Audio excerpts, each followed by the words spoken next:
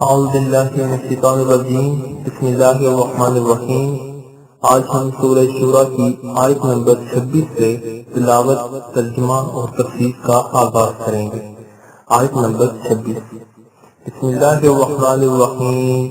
وَيَسْتَجِيبُ الَّذِينَ آمَنُوا وَعَمِلُوا الصَّالِحَاتِ وَيَزِيدُهُم مِّن فَضْلِهِ وَالْكَافِرُونَ لَهُمْ عَذَابٌ شَدِيدٌ۔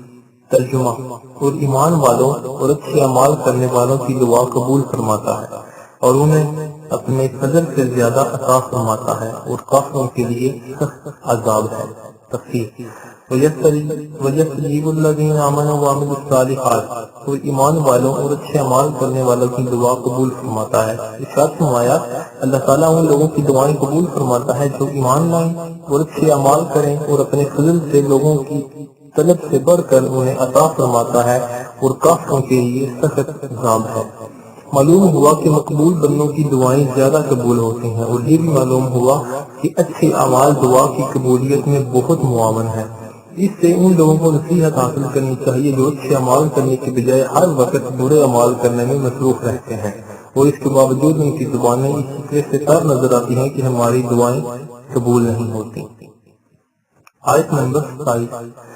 وَلَوْ بَسَطَ اللَّهُ الرِّزْقَ لِعِبَادِهِ لَبَغَوْا فِي الْأَرْضِ وَلَٰكِنْ يُنَزِّلُ بِقَدَرٍ مَّا يَشَاءُ إِنَّهُ بِعِبَادِهِ خَبِيرٌ بَصِيرٌ۔ ترجمہ: اور اگر اللہ اپنے سب بندوں کے لیے رزق وسیع کر دیتا تو ضرور وہ زمین میں فساد پھیلاتے، لیکن اللہ اندازے سے جتنا چاہتا ہے اتارتا ہے، بے شک وہ اپنے بندوں سے خبردار ہے، انہیں دیکھ رہا ہے۔ تفسیر: وَلَوْ بَسَطَ اللَّهُ الرِّزْقَ لِعِبَادِهِ لَبَغَوْا فِي الْأَرْضِ، اور اگر اللہ اپنے سب بندوں کے لیے رزق وسیع کر دیتا تو ضرور زمین میں فساد پھیلاتے۔ اس آیت میں اللہ تعالیٰ نے بعض لوگوں کو غریب اور بعض کو مالدار بنانے کی حکمت بیان کی ہے۔ فرمایا، چنانچہ ارشاد فرمایا کہ اگر اللہ تعالیٰ اپنے سب بندوں کے لیے رزق وسیع کر دے گا تو وہ ضرور زمین میں فساد پھیلاتے، کیونکہ اگر اللہ تعالیٰ اپنے تمام بندوں کا رزق ایک جیسا کر دے تو یہ بھی ہو سکتا تھا کہ لوگ مال کے نشے میں ڈوب کر سرکشی کے کام کرتے، اور یہ بھی صورت ہو سکتی تھی کہ جب کوئی کسی کا محتاج نہ ہوگا تو ضروریات زندگی کو پورا کرنا ناممکن ہو جائے گا، جیسے کوئی گندگی صاف کرنے کے لیے تیار نہ ہوگا، کوئی سامان اٹھانے پر راضی نہ ہوگا، کوئی تعمیراتی کاموں میں محنت مزدوری نہیں کرے گا۔ یوں نظام عالم میں جو بگاڑ پیدا ہوگا اسے ہر عقل مند بآسانی سمجھ سکتا ہے۔ ابو عبداللہ محمد بن احمد قرطبی رحمۃ اللہ تعالی فرماتے ہیں، اگرچہ بندوں کی بہتری اور فائدے کے لیے افعال کرنا اللہ تعالیٰ پر واجب نہیں، اس کے باوجود اللہ تعالیٰ کے افعال حکمتوں اور مصلحتوں سے خالی نہیں ہے۔ اللہ تعالیٰ اپنے بندے کے حاصل کو جانتا ہے کہ اگر اس کا دنیا کا رزق وسیع کر دیا تو یہ وسعت بندے کے اعمال کو فاسد کر دے گی، اس لیے اس پر رزق تنگ کر دینے میں ہی اس کی مصلحت اور بہتری ہے، لہٰذا کسی پر رزق تنگ کر دینے میں اس کی توہین نہیں، اور نہ ہی کسی پر رزق کشادہ کر دینا اس کی فضیلت ہے۔ مزید فرماتے ہیں، تمام معاملات اللہ تعالیٰ کی مشیت پر موقوف ہیں، وہ جو چاہتا ہے کرتا ہے، اور اپنے کسی فعل پر جواب دہ نہیں، کیونکہ وہ علی الاطلاق مالک ہے۔ ہم معاشرے میں دیکھتے ہیں کہ کچھ لوگ امیر اور کچھ غریب ہیں، کچھ بیمار اور کچھ تندرست ہیں، جس میں یقیناً اللہ تعالیٰ کی بے شمار حکمتیں پوشیدہ ہیں۔ یہاں لوگوں کے احوال میں اس فرق کی ایک بڑی حکمت ملاحظہ کیجیے۔ حضرت انس رضی اللہ تعالیٰ عنہ سے روایت ہے، رسول اللہ صلی اللہ علیہ وسلم نے ارشاد فرمایا، اللہ تعالیٰ ارشاد فرماتا ہے، بے شک میرے بعض مومن بندے ایسے ہیں کہ ان کے ایمان کی بھلائی مالداری میں ہے، اگر میں انہیں فقیر کر دوں تو اس کی وجہ سے ان کا ایمان خراب ہو جائے گا۔ بے شک میرے بعض مومن بندے ایسے ہیں کہ ان کے ایمان کی بھلائی فقیری میں ہے، اگر میں انہیں مالدار بنا دوں تو اس کی وجہ سے ان کا ایمان خراب ہو جائے گا۔ بے شک میرے بعض مومن بندے ایسے ہیں کہ ان کے ایمان کی بھلائی صحت مند رہنے میں ہے، اگر میں انہیں بیمار کر دوں تو اس بنا پر ان کا ایمان خراب ہو جائے گا۔ بے شک میرے بعض مومن بندے ایسے ہیں کہ ان کی ایمان کی بھلائی بیمار رہنے میں ہے، اگر میں انہیں صحت عطا کر دوں تو اس کی وجہ سے ان کا ایمان خراب ہو جائے گا۔ میں اپنے علم سے اپنے بندوں کے معاملات کا انتظام فرماتا ہوں، بے شک میں علیم و خبیر ہوں۔ اسی طرح ایک حدیث پاک آیت نمبر 17 کی تفسیر میں بھی گزر چکی ہے۔ ان حدیث سے یہ بھی واضح ہوتا ہے کہ لوگوں کی امیری، غریبی، بیماری اور تندرستی حکمت کے عین مطابق ہے اور آخرت کے اعتبار سے بہت بڑے فائدے کے حامل ہیں۔ لہذا جسے اللہ تعالیٰ نے دولت عطا کی اسے چاہیے کہ وہ اس دولت کو اللہ تعالیٰ کی اطاعت و فرما برداری میں خرچ کرے۔ جسے اللہ تعالیٰ نے غریب رکھا اسے چاہیے کہ اپنی غربت اور تندرستی پر اللہ تعالیٰ کا شکر ادا کرے اور اس کی بارگاہ سے صبر کی توفیق مانگے اور آسانی طلب کرتا رہے۔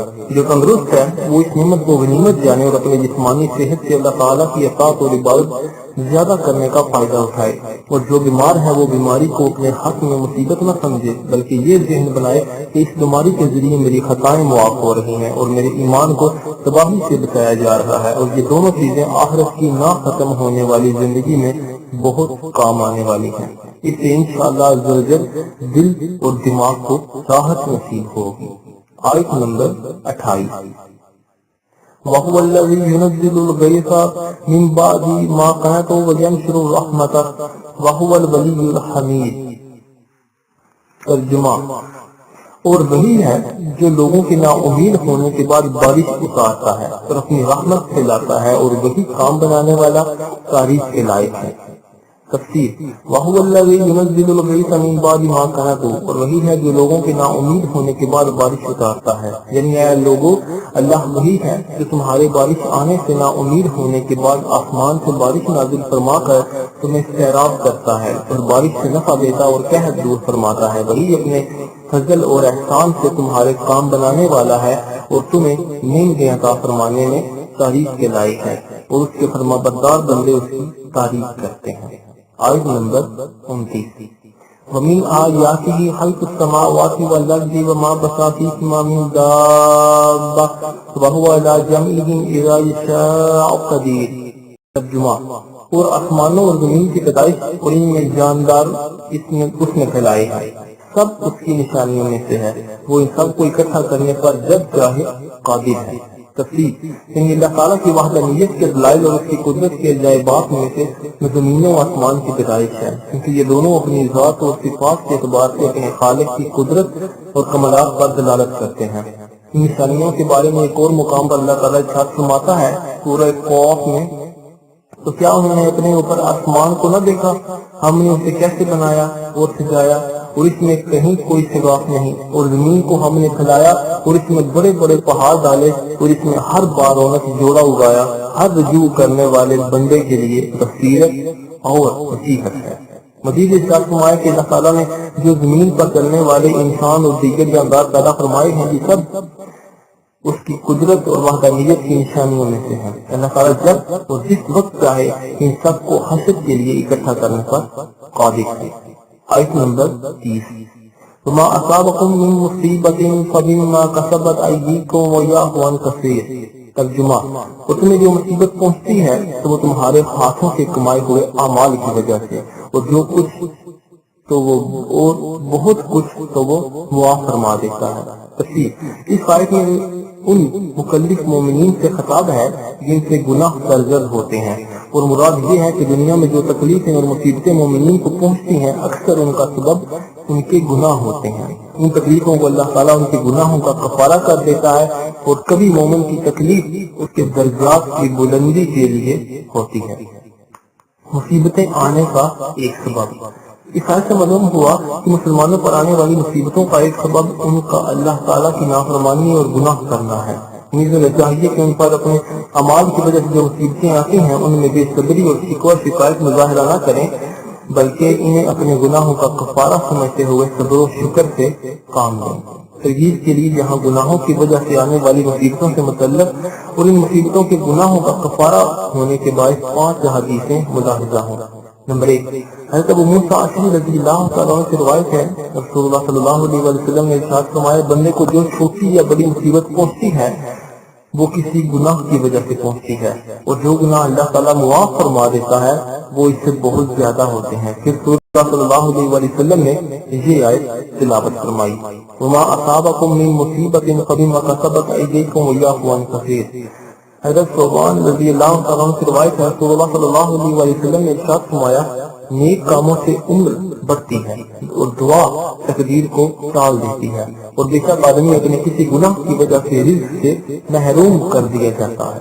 نمبر 3، حضرت حسن بصری رضی اللہ تعالیٰ عنہ سے روایت ہے، رسول اللہ صلی اللہ علیہ وسلم نے ارشاد فرمایا، لکڑی کی خراش لگنا، قدم کا ٹھوکر کھانا، رگ کا پھڑکنا کسی گناہ کی وجہ سے ہوتا ہے، اور جو گناہ اللہ تعالیٰ معاف فرما دیتا ہے وہ اس سے کہیں زیادہ ہوتے ہیں۔ پھر آپ صلی اللہ علیہ وسلم نے یہ آیت تلاوت فرمائی، وما اصابکم من مصیبۃ فبما کسبت ایدیکم ویعفو عن کثیر۔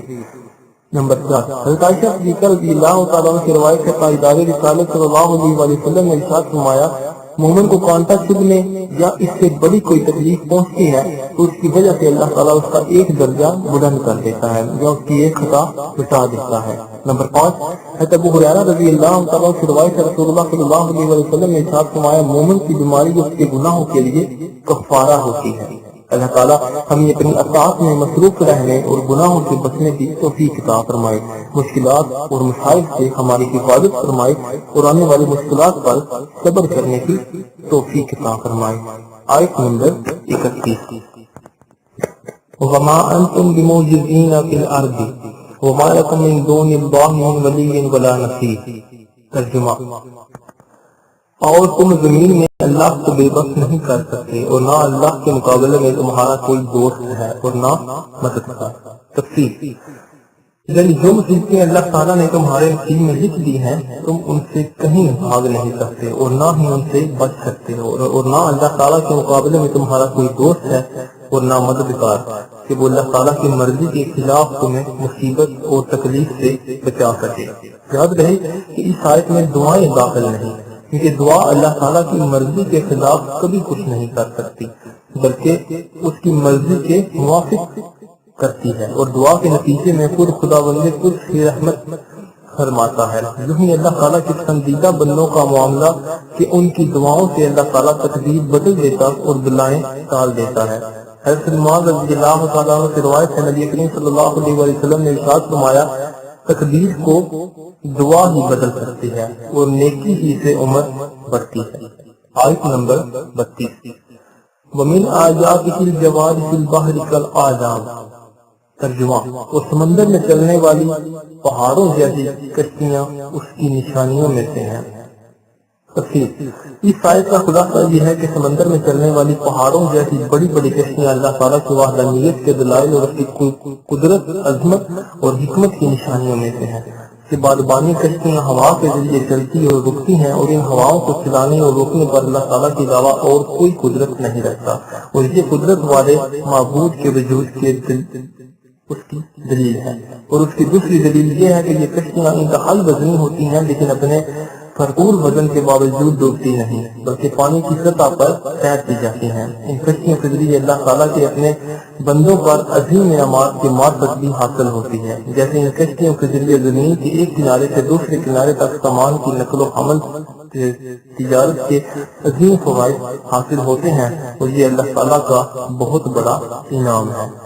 اللہ تعالیٰ سے دعا ہے کہ جو کچھ سنا اس پر عمل کرنے، اسے یاد رکھنے اور اسے دوسرے مسلمانوں تک پہنچانے کی توفیق عطا فرمائے۔ آمین۔